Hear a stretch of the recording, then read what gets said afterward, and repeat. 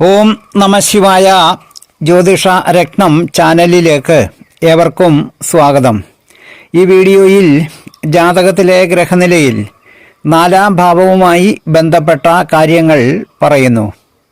ഈ ഭാവം കൊണ്ട് മാതാവ്, ബന്ധുക്കൾ, വാഹനം, വീട്, ഭൂമി, മാളിക, നിധി, കൃഷി തുടങ്ങിയ കാര്യങ്ങളുടെ ശുഭ അശുഭങ്ങൾ ആണ് പരിശോധിക്കപ്പെടുന്നത്.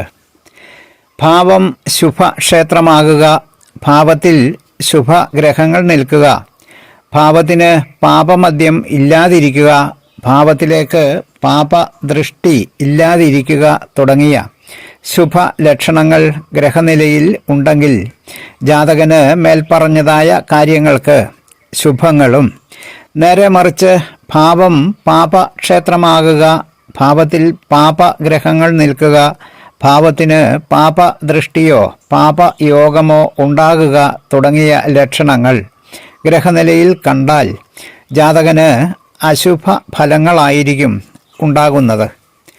ജ്യോതിഷ വിഷയങ്ങളോട് താൽപ്പര്യവും വിശ്വാസവും ഉള്ള എല്ലാവരെയും ഈ വീഡിയോയുടെ വിശദാംശങ്ങളിലേക്ക് സ്നേഹപൂർവം ക്ഷണിക്കുന്നു, സ്വാഗതം ചെയ്യുന്നു. ആദ്യമായി 4-ാം ഭാവാധിപൻ ലഗ്നത്തിലാണ് നിൽക്കുന്നതെങ്കിൽ ജാതകൻ നല്ല വിദ്വാൻ ആണ്. എന്നും വിദ്യയിൽ താൽപ്പര്യമുള്ളവനും ആയിരിക്കും. അടുത്തത് 4-ാം ഭാവാധിപൻ 2-ാം ഭാവത്തിൽ നിൽക്കുമ്പോൾ ജാതകൻ നല്ല സമ്പത്തുള്ളവനും അഭിമാനബോധമുള്ളവനും സുഖഭോഗങ്ങൾ അനുഭവിക്കുന്നവനും മനസ്സ് കഠിനമായിരിക്കുന്നവനും ഇന്ദ്രജാല വിദ്യകളോട് താൽപ്പര്യമുള്ളവനും ആയിരിക്കും. 4-ാം ഭാവാധിപൻ 3-ാം ഭാവത്തിൽ നിൽക്കുമ്പോൾ ജാതകൻ കഠിനമായി അധ്വാനിക്കുന്നവനും സ്വന്തം പ്രയത്നം കൊണ്ട് ധനം നേടുന്നവനും സഹോദരങ്ങൾക്ക് ജാതകനെ കൊണ്ട് ഗുണവും ധനവും മറ്റും ലഭിക്കുന്നതും ആയിരിക്കും. അടുത്തത് 4-ാം ഭാവാധിപൻ 4-ാം ഭാവത്തിൽ തന്നെ നിൽക്കുമ്പോൾ നല്ല അധികാരമുള്ള പദവികളിൽ എത്തുന്നവരും നല്ല ധനപുഷ്ടിയുള്ളവരും മാതൃസൗഖ്യവും, നല്ല വീട്, വാഹനം, മനസ്സിന് സുഖം, ബന്ധുക്കളിൽ നിന്ന് ഗുണമുണ്ടാകുക തുടങ്ങിയ ശുഭ അനുഭവങ്ങൾ ഉണ്ടാകും. 4-ാം ഭാവാധിപൻ 5-ാം ഭാവത്തിലാണ് നിൽക്കുന്നതെങ്കിൽ ജാതകൻ നല്ല സുഖമുള്ളവനും സമൂഹത്തിൽ നിന്ന് നല്ല ബഹുമാനം ലഭിക്കുന്നവനും സ്വപ്രയത്നത്താൽ ധനസമ്പാദ്യം ഉണ്ടാക്കുന്നവനും ആയിരിക്കും. അടുത്തത് 4-ാം ഭാവാധിപൻ 6-ാം ഭാവത്തിൽ നിൽക്കുമ്പോൾ 6-ാം ഭാവം ഒരു ദുസ്ഥാനമാണ്. അതിനാൽ കോപശീലമുള്ളവനും ദുർബുദ്ധിയും ചോരകർമ്മങ്ങളോട് താൽപ്പര്യമുള്ളവനും ആയിരിക്കും.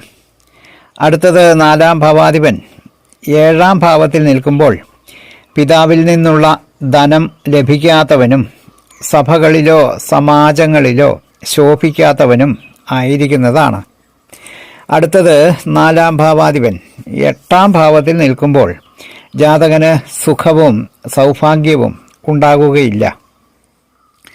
4-ാം ഭാവാധിപൻ 9-ാം ഭാവത്തിൽ നിൽക്കുമ്പോൾ നല്ല സുഖമുള്ളവനും സമൂഹത്തിൽ നിന്നും കുടുംബത്തിൽ നിന്നും ഒക്കെ നല്ല ബഹുമാനം സിദ്ധിക്കുന്നവനും സ്വന്തം പ്രയത്നം കൊണ്ട് ധനം സമ്പാദിക്കുന്നവനും ആയിരിക്കും. അടുത്തത് 4-ാം ഭാവാധിപൻ 10-ാം ഭാവത്തിൽ നിൽക്കുമ്പോൾ സർക്കാരിനാൽ മാനിക്കപ്പെടുന്നവനും സന്തോഷവും സുഖവും അനുഭവിക്കുന്നവനും ആണ്. അടുത്തത് 4-ാം ഭാവാധിപൻ 11-ാം ഭാവത്തിൽ നിൽക്കുമ്പോൾ ജാതകൻ നല്ല ഗുണവാനായിരിക്കുന്നവനും നല്ല കീർത്തി നേടുന്നവനും ദാനശീലനും ആയിരിക്കും. ചില രോഗപീഠകൾ ജാതകനെ അലട്ടുകയും ചെയ്യുന്നതാണ്. അടുത്തത് 4-ാം ഭാവാധിപൻ 12-ൽ നിൽക്കുമ്പോൾ ജാതകന് ഒരിക്കലും സുഖവും സൗഭാഗ്യവും ഉണ്ടാകുകയില്ല. അടുത്തതായി 4-ാം ഭാവത്തിൽ സൂര്യൻ തുടങ്ങിയ നവഗ്രഹങ്ങളും ഗുളികനും നിൽക്കുമ്പോൾ ഉണ്ടാകുന്ന ഫലങ്ങൾ പറയാം. ആദ്യമായി 4-ാം ഭാവത്തിൽ സൂര്യൻ നിൽക്കുന്നു എങ്കിൽ ജാതകൻ വ്യസനം അനുഭവിക്കുന്നവനും ക്രൂരനും ബുദ്ധിശൂന്യനും സഞ്ചാരിയും വിദ്യാഭ്യാസ തടസ്സം നേരിടുന്നവനും സുഖാനുഭവങ്ങൾക്ക് ഭംഗം വരുന്നവനും. എന്നാൽ സൂര്യൻ ബലവാനാണെങ്കിൽ അധികാരവും സുഖവും ഉള്ളവനും ആയിരിക്കും. അടുത്തത് 4-ാം ഭാവത്തിൽ ചന്ദ്രൻ നിന്നാൽ മാതൃ സൗഖ്യം ഉള്ളവനും ബന്ധുപുഷ്ടിയുള്ളവനും കൃഷി ലാഭകരമാകുന്നവനും പരസ്ത്രീകളോട് ആസക്തിയുള്ളവനും. ഗ്രഹനിലയിൽ ചന്ദ്രൻ ക്ഷീണചന്ദ്രനെങ്കിൽ, അതായത് ചന്ദ്രൻ ദുർബലനെങ്കിൽ ജാതകന് രോഗമുള്ളവനും മാതാവിന് അരിഷ്ടതകളുള്ളവനും മനോദുഃഖം ഉള്ളവനും ആയിരിക്കുന്നതാണ്. അടുത്തത് ഗ്രഹനിലയിൽ 4-ാം ഭാവത്തിൽ ചൊവ്വയാണ് നിൽക്കുന്നതെങ്കിൽ നല്ല ശൗര്യമുള്ളവനും ബന്ധുക്കൾ ഇല്ലാത്തവനും ഭൂമി നഷ്ടം നേരിടുന്നവനും മാതൃക്ലേശം അനുഭവം ആകുന്നവനും സ്ത്രീലമ്പടനും രോഗബാധിതനും ആയിരിക്കും. അടുത്തത് 4-ാം ഭാവത്തിൽ ബുധനാണ് നിൽക്കുന്നതെങ്കിൽ ജാതകൻ നല്ല വിദ്വാൻ ആയിരിക്കുകയും നല്ല ധനികനായിരിക്കുകയും ഭൂസ്വത്തും സൗഭാഗ്യവും ധാരാളമായി ഉണ്ടാകുന്നവനും ഗണിതജ്ഞനോ സാഹിത്യകാരനോ ആയിരിക്കും. എന്നാൽ ഈ ബുധന് ഒരു പാപയോഗം, അതായത് ഒരു പാപഗ്രഹവുമായി യോഗം ചേർന്നാണ് നിൽക്കുന്നതെങ്കിൽ ഈ ഫലങ്ങൾ ഉണ്ടാകുകയും ഇല്ല. അടുത്തത് 4-ാം ഭാവത്തിൽ ഗുരു ആണ് നിൽക്കുന്നതെങ്കിൽ, അതായത് വ്യാഴം നിന്നാൽ ജാതകൻ സദ്ഗുണങ്ങൾ കൊണ്ട് സമ്പന്നനും നല്ല സുഖിമാനും നല്ല കീർത്തിയുള്ളവനും മാതാവിന് സൗഖ്യം ഉണ്ടാകുന്നവനും സുഖഭോഗങ്ങൾ ഉള്ളവനും ആയിരിക്കും. ശുഭയോഗമുണ്ടെങ്കിൽ, അതായത് വ്യാഴം ഒരു ശുഭഗ്രഹവുമായി ചേർന്നാണ് നിൽക്കുന്നതെങ്കിൽ നല്ല ഉദ്യോഗ പുഷ്ടിയും വിദ്യാഗുണവും ഉണ്ടായിരിക്കുന്നതാണ്. അടുത്തത് 4-ാം ഭാവത്തിൽ ശുക്രനാണ് നിൽക്കുന്നതെങ്കിൽ ജാതകൻ നല്ല ഒരു കലാകാരനായിരിക്കും. അതുപോലെ നല്ല പ്രാസംഗികനും ആയിരിക്കും. വീട്, വാഹനം, ദീർഘായുസ്, സ്ത്രീലമ്പടത്വം എന്നിവയും ജാതകന് ഉണ്ടായിരിക്കുന്നതാണ്. അതുപോലെ 4-ാം ഭാവത്തിൽ ശനിയാണ് നിൽക്കുന്നതെങ്കിൽ ശനി ബലവാനാണെങ്കിൽ രാജയോഗ കർത്താവാണ്. ശനി ദുർബലനാണെങ്കിൽ മാതൃക്ലേശവും ആചാരഹീനനും, അതായത് ആചാരങ്ങൾ അനുഷ്ഠിക്കാത്തവനും ദുർബുദ്ധിയും കാപട്യമുള്ളവനും വിദ്യാഭ്യാസം അപൂർണമായിരിക്കുന്നവനും പൂർവ്വ സ്വത്ത് നശിപ്പിക്കുന്നവനും ആയിരിക്കും.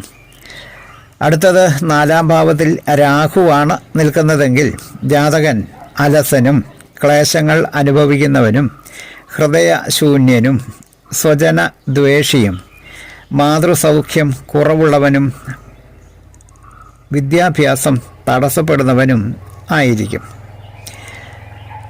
അതുപോലെ 4-ാം ഭാവത്തിൽ കേതുവാണ് നിൽക്കുന്നതെങ്കിൽ മാതൃസൗഖ്യം കുറവുള്ളവനും തീർത്ഥാടന താല്പര്യമുള്ളവനും പരാപവാദത്തിൽ ഇഷ്ടമുള്ളവനും, അതായത് അന്യനെക്കുറിച്ച് അപവാദങ്ങൾ പറയുന്നതിൽ ഇഷ്ടമുള്ളവനും മനക്ലേശം അനുഭവിക്കുന്നവനും ബന്ധുക്കളെ ദ്വേഷിക്കുന്നവനും ആയിരിക്കുന്നതാണ്. അടുത്തത് 4-ാം ഭാവത്തിൽ ഗുളികനാണ് നിൽക്കുന്നതെങ്കിൽ ജാതകൻ ഒരു രോഗിയും അസംതൃപ്തനും മലിനതയും അഭിമാനമില്ലായ്മയും മാതൃദുരിതവും ഭവനനാശവും അനുഭവിക്കുന്നവനായിരിക്കും.